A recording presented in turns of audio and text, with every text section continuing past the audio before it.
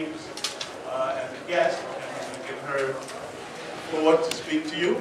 So without further ado, Letitia James. Thank you so much. Before we convene or begin the meeting, if you would please join me in a moment of silence in honor of Detective Lewis, Detective Ramos, and Detective Wu, and in honor of Governor Cuomo, Mario Cuomo, who passed away. A moment of silence, please.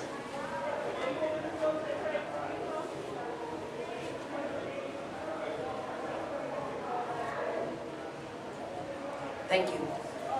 My name is Letitia James, and I'm the public advocate of the city of New York.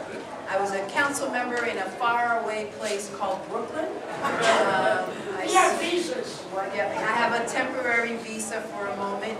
I represented my district for 10 years, Fort Greene, Clinton Hill, Prospect Heights, Crown Heights, and a little bit of Bedford-Stuyvesant. And I remember a number of you when I was chair of the sanitation committee. We came to City Council when I chaired the sanitation committee when we had one of the worst snowstorms 2 years ago during the holiday season when we could not find, when the mayor was out of town. You all remember that? Remember that? Yeah. And I also remember a number of you as the former chair of contracts who uncovered the City Times scandal, the biggest scandal in the history of the city of New York, where we uncovered that and we were able to recover almost $700 million as a result of a boondoggle in the administration. But I've come here today, one, to say thank you for your civic duty.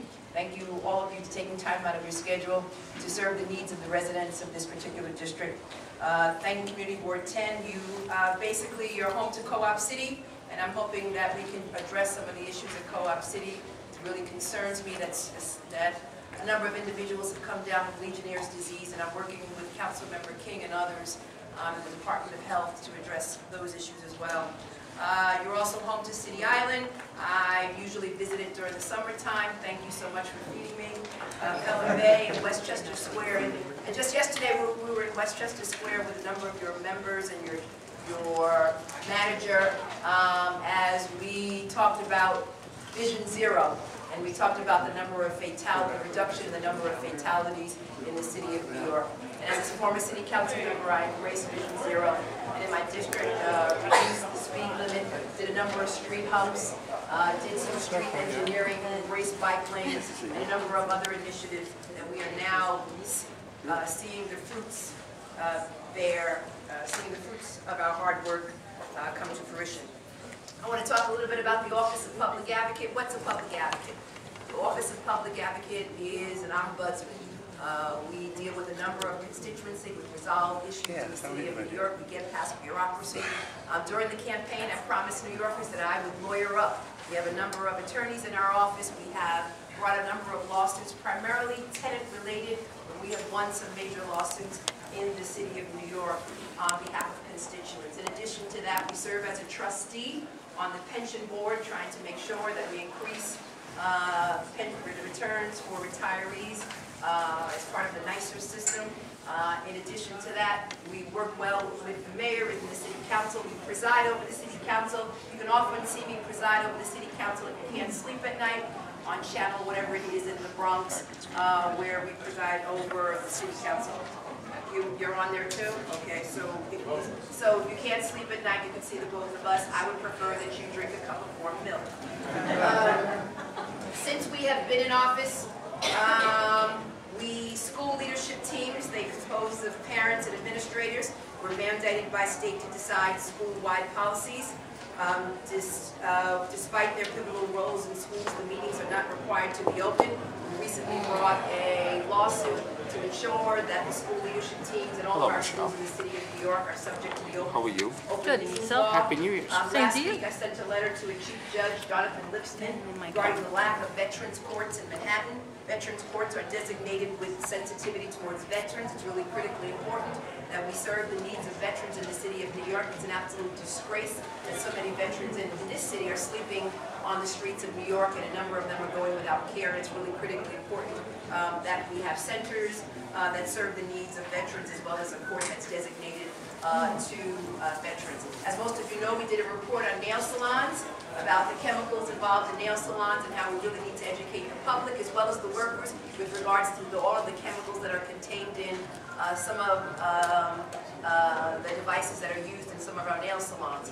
We also are responsible for providing middle school children all throughout the city of New York free universal lunch because we wanted to remove the stigma of poverty in public schools, and now all middle school children can eat lunch free regardless of their income. Now children are calling me, they're basically saying, thank you, Ms. James, for allowing us to eat, but the food is icky. So we're going to address that at a later point. That's their word, that's not mine, icky, but I think it's a legal term. We also have been working in our office, as most of you know, on the body cameras. We were the first to implement body cameras in the city of New York. We've worked with the administration, with Police Commissioner Bratton. We now have a pilot program where 60 precincts throughout the city of New York are now equipped with body cameras. Hopefully we will be expanding it. We will be having a session at the Bar Association because there's a wide range of legal issues related to body cameras, such as access, storage, FOIL requests, a number of issues that need to be addressed because our law has not caught up with modern technology. We also in the Office of Public Advocate have been working on constituent affairs. As of to date, we've resolved over 5,000 complaints to our office, working with caseworkers and social workers and addressing the needs of residents who unfortunately need assistance. We had a job fair yesterday in Queens where we were providing individuals with opportunity to get employment. We are working on legislation. The Office of Public Advocate can introduce legislation. We're working on a bill focusing on sexual assaults on college campuses, and I hope that all of you will join me in support of that. We've done a wide range of issues in the Office of Public Advocate, but tonight I really want to discuss your issues. And the issues that have come to my attention include, but are not limited to, the fact that you've got 3 mega malls, and there's an issue of traffic. As most of you know, I represented the area which now holds the arena, the Barclays Arena. I don't want to talk about how bad the Nets are, but anyway, I opposed that arena for 10 years. I fought them all the way to the United States Supreme Court. Why do you ask? Because where that arena is now, there was once homes. And the developer took those homes by eminent domain, and I sued them because I did not believe that it was right to take homes to build a basketball arena. Nonetheless, my point is I was also concerned about traffic and the traffic impacts to a brownstone community, Fort Greene, Clinton Hill, Park Slope, Prospect Heights, and Crown Heights. And what we are seeing is traffic, nightmares traffic whenever there is a game.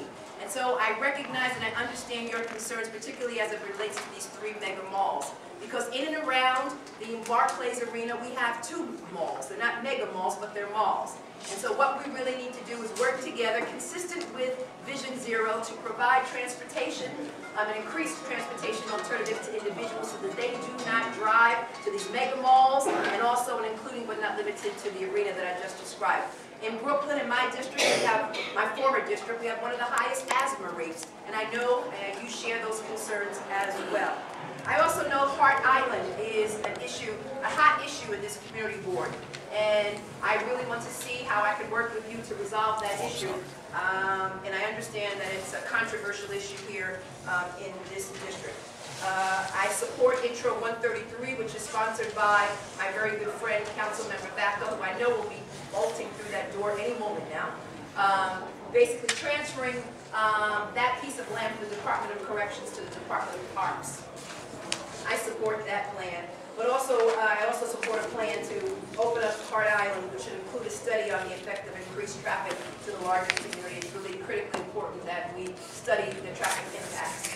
And last but not least, drug activity, obviously the sale of unregistered cell phones and cars driven by the internet sales. Obviously, I know that the 45th Precinct and the wonderful men and women of the 45th Precinct have a full drug module assigned to it, and I would be interested to look at your CompStat numbers to investigate whether the community needs more officers.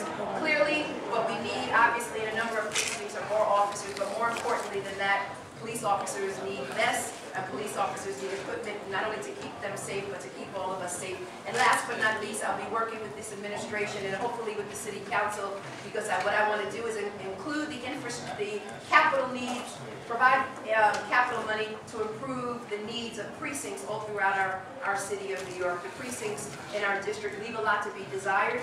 A number of the precincts, if you walk into them, are very challenging, and I would imagine that has an effect on morale in the city, in addition to other things. That's my report to all of you in Community Board 10. Yesterday, when I attended the Vision Zero press conference, I just want you to know that representatives approached me and they said, Tish James, you have to come to a meeting. You must come to a meeting. We demand that you come to a meeting. They had a list of issues, and I told them that I would be there tomorrow, and they were shocked, and here I am on time. Thank you, Community Board 10.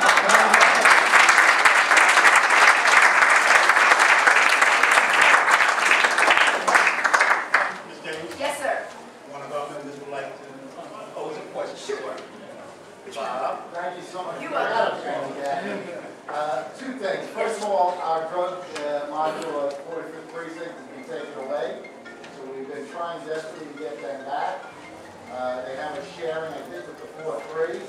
So we've been trying to get our own drug modules for a number of years now, back to the 4-5. The other issue I wanted to ask you about is something you did not mention. The Bronx is the only borough without special needs for children in school. Okay? The Gifted and Talented program. The only ones without a Gifted and Talented program. It was brought up, I chaired the youth committee, it was brought up at our youth committee on a session by my buddy Joe here, and I'd like to find out how we can go about perhaps working with partners that get Gifted and Talented program. I understand there are a couple of new charter schools opening up in our district. We will be moving with them. But I would like to find out if there's some way we can get Gifted and Talented program. So I will inquire, I usually meet with Commissioner Bratton at least once every 2 months, and we have a meeting coming up shortly, and I'll bring up the module over with him, the drug module. And Chancellor Ferrigno, who's a very close friend and a neighbor of mine, we will talk about gifted and talented. You do know that there are some within Tweed who do not believe in gifted and talented. They believe that all of our children are gifted and talented. And so there's a difference of opinion right now with respect to whether or not we should increase the number of gifted and talented schools throughout the city of New York, as opposed to improving the outcomes in all schools. So there is some debate with respect to gifted and talented. What I am focusing on in the Office of Public Advocate is trying to provide opportunities in art, music, and culture in our schools, because currently there is an absence of arts, music, and culture in our public schools, as well as physical education and librarians. Those are some of the issues that we are talking about. Under the previous administration, the Bloomberg administration, I challenged Mayor Bloomberg when he removed all librarians from our public schools. And so what we would hope we can do, again, is increase and restore librarians, additional art, culture, music, and G&T, gifted and talented programs in the city of New York. And I do know charter schools continue. There's a hot debate with respect to charter schools. I'm not going to go there right now. All that I want is all children to have access to opportunities. I want smaller classroom size. I want to make sure that all children, particularly children who have IEPs, individual educational plans, special needs children, have access to opportunities that are not taught in closets and are not taught in rooms that are inappropriate. It's really critically important that children have space to grow and that we improve the outcomes of public education. It's a crying shame that as we celebrate Dr. King's birthday, that the vast majority of children are in schools that are failing, and that's totally unacceptable. And if you want to overcome all isms in this world, the best way to do it is to provide a child education. When you open the door to a school, you close a jail. I'm really focused on public education and higher education in the city of New York, and we need to do a better job.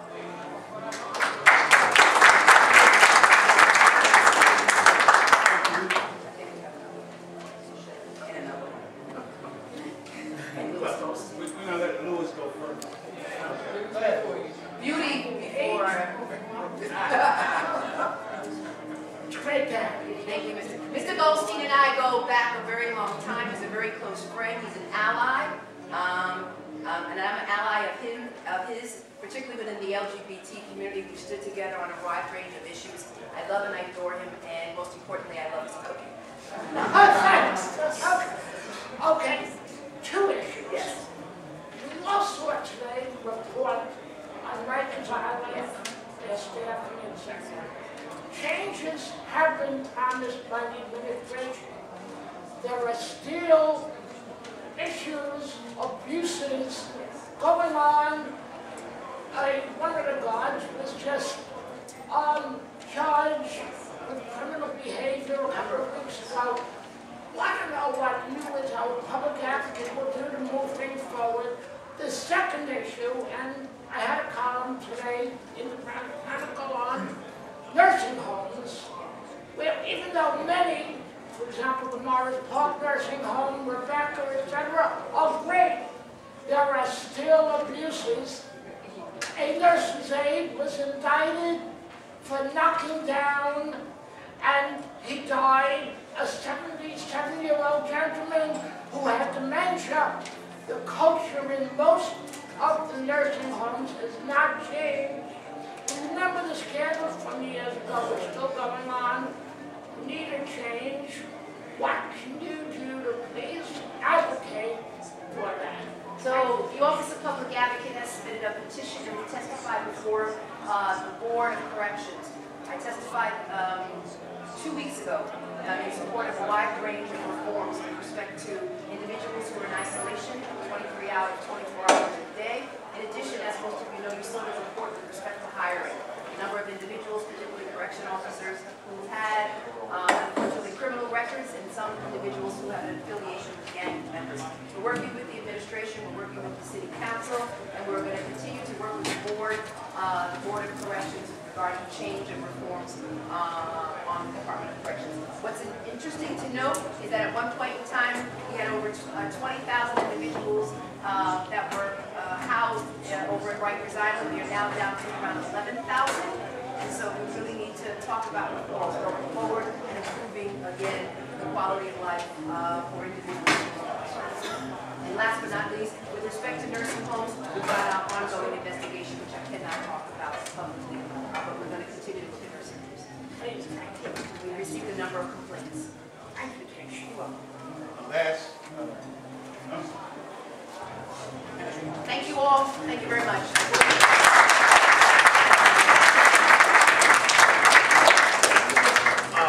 by the way, That's good. If anybody else wants to sit down. board members, you see why it was such a fire to get to you.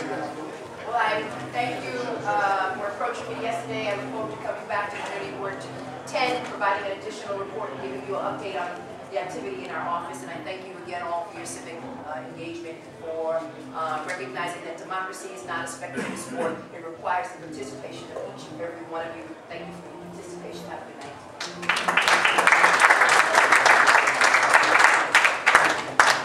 I think before we begin, we'd like to give thanks to. We're going to give thanks to the Bill Jerome for hosting us tonight.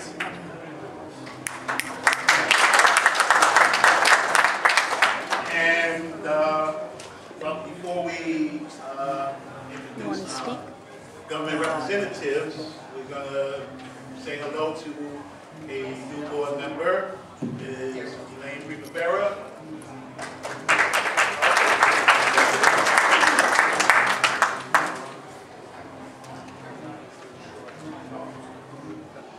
We also have Ms. Carol McCabe here.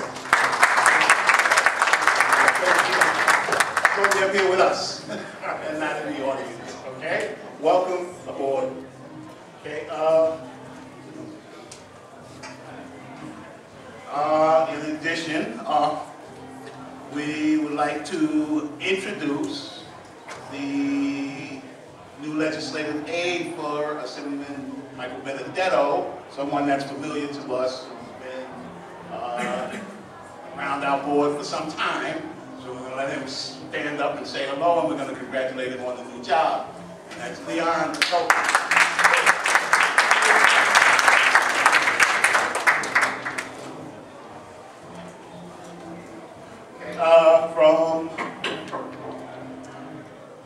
From Congressman Engel's office, we have Mr. Fetterman.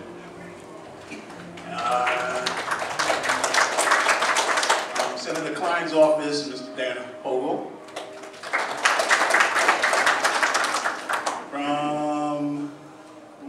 From Jimmy Baca's office, we have Ariel Alvarez. We'll be speaking briefly during the public participation session. From Councilmember King's office, we have two representatives here tonight. We have Norma Diego and Mr. Elijah Wokocha. Is that right? Okay, and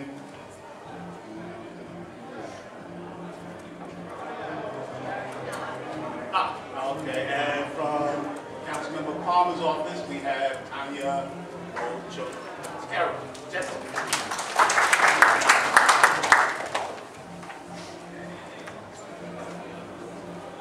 Okay, we must mention the former state, Mr. Pat Rocchio of the Bronx Times Reporter.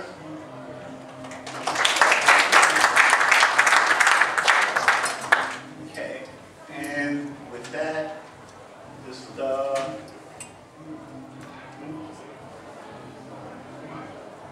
okay, and now we will begin the public participation session. Since I said Ms. Alvarez, I'll give her the mic to speak first. So, Ariel.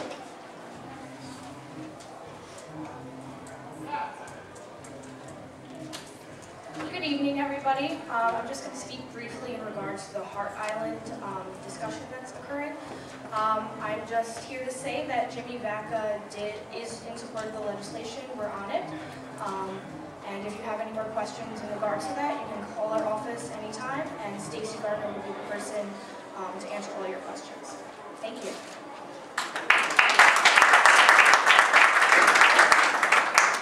Next is Mr. Hogle from Senator Klein's office.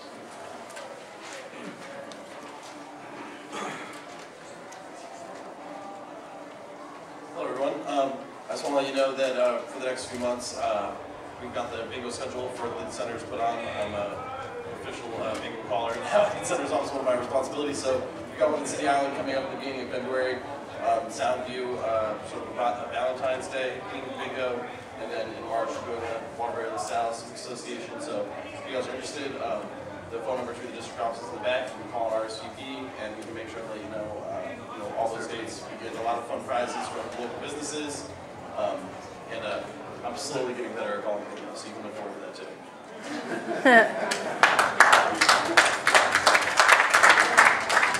Okay, next is Ms. Dottie Koji.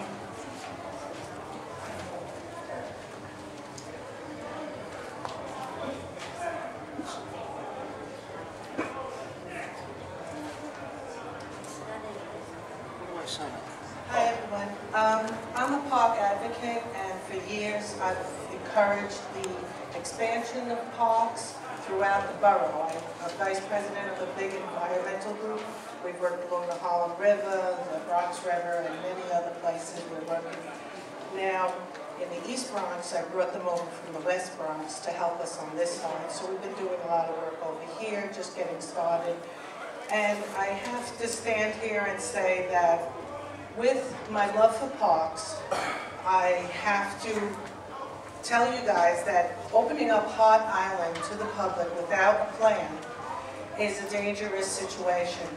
There's just too much going on that island to open it up without a complete plan and plan for funding, because if you open it up, now you have to regulate it as far as safety, environmental concerns.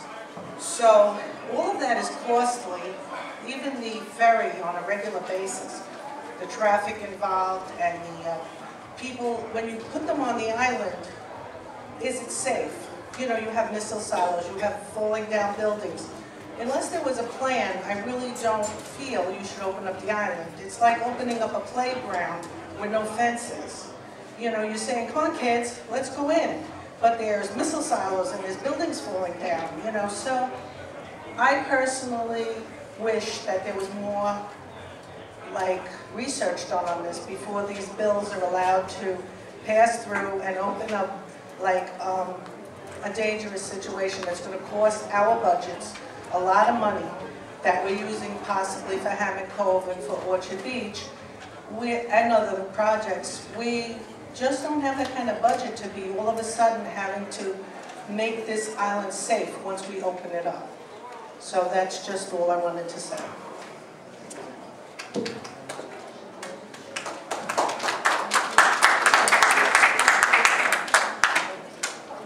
Okay, next is Ms. Joseph.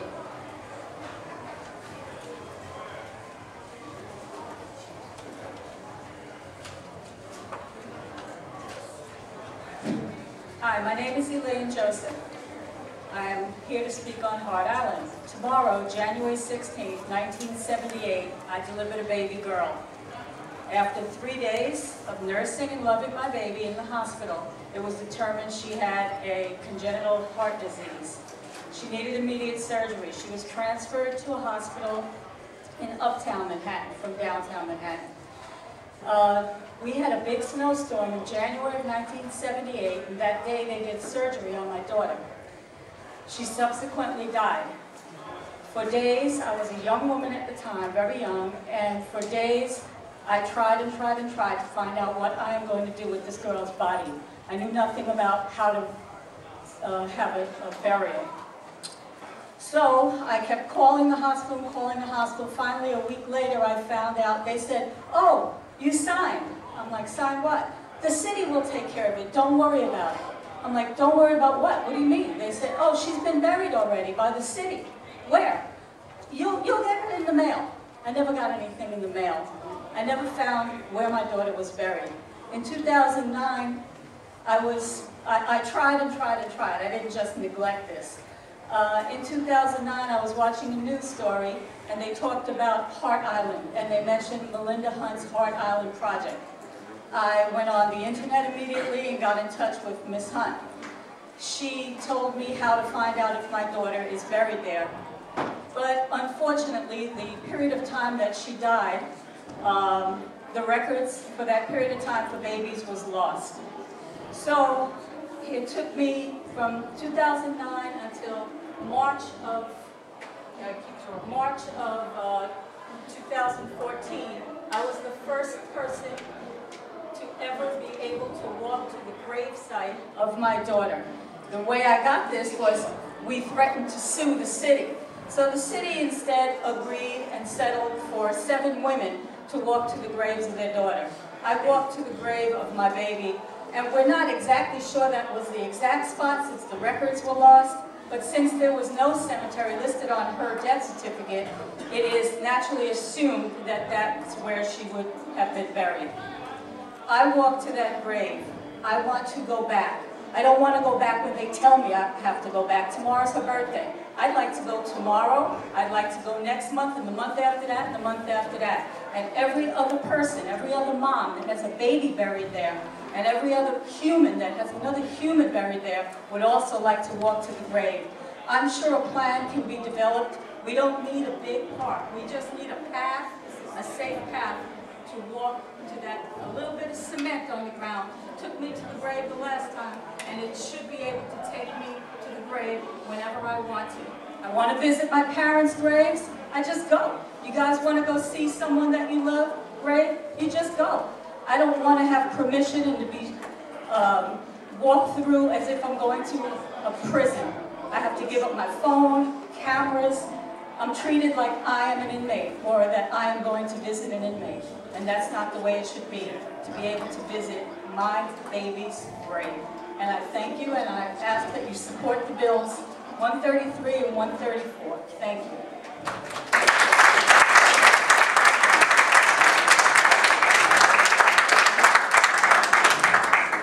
Next is Steve Sawicki.